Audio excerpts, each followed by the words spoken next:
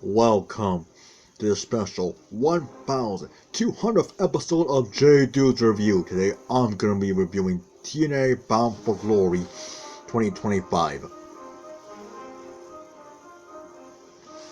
Here we go. The international title match between Steve Macklin and Frankie Kazarian was fast as Roadrunner from Looney Tunes and furious as Furious D from The Simpsons. You know, Furious D, that horse from The Simpsons, he's going the distance, all that stuff.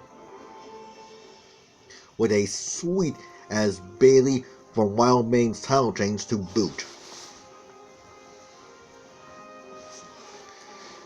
The Tessa Blanchard Gala Miller match, while sloppy as a Joe, still had some good intensity despite the flat as paper finish.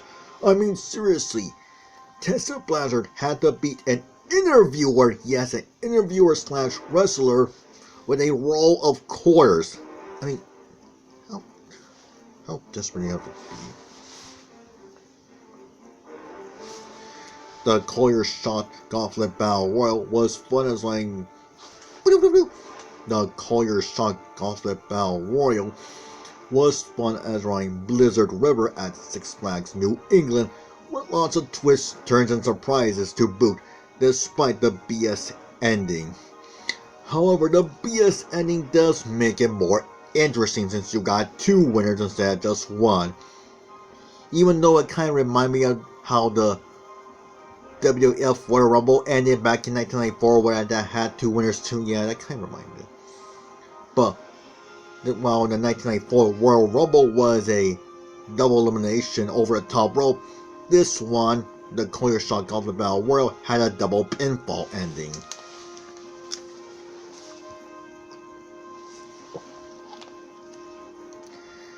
The Kylie Jordan in the Hartwell match for the Knockouts title was a hard-working seesaw game of chess with real knights. Although a title change would have been nice.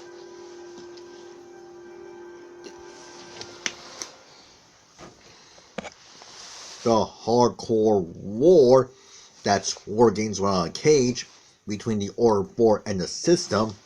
In case you want to know who they are, the System on that particular night contained the Moose, Alicia Edwards, Brian Myers, Eddie Edwards, and JDC. JDC, you may know him better as Dirty Dango or as Fandango from the WWE. Order 4 contained Mufasa Ali, Tessa Steele, Special Agent Zero, Jason Hoff, and John Schuyler. Was a violent, plunder-filled smash-mouth war that lives up to the match's name and rules.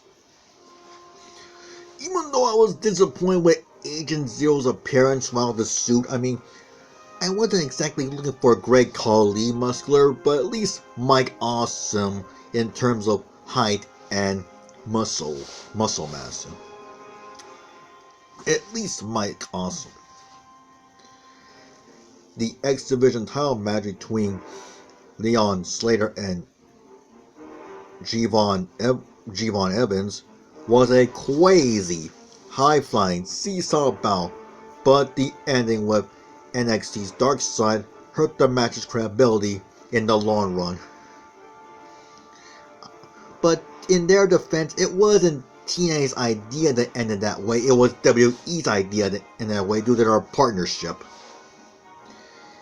And I have to be honest, I didn't see either wrestler in that X Division match taking the L. I didn't see them because they were so good. None of them deserve to take the L.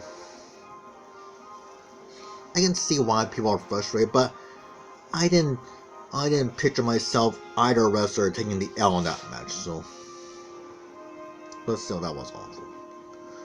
The tables match for the World and NXT Tag Team titles, the Hardy Boys, Matt and Jeff against Team WWE's Brother Ray and Brother Devon,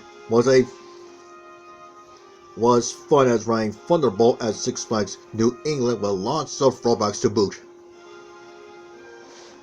And the way And not to mention, it also had good emotional storytelling, and the ending was something like. It reminded me of the "I'm Sorry I Love You" moment from WrestleMania 28, when Shawn Michaels gave the super kick to Ric Flair. I mean, it didn't need no words, it didn't need no commentary, it was just a very powerful moment in that tables match. The world title main event between Trick Williams and Mike Santana was a down and dirty, heart-pounding, nail-biting war with as sweet as Queen Haven from My Little Pony Tale.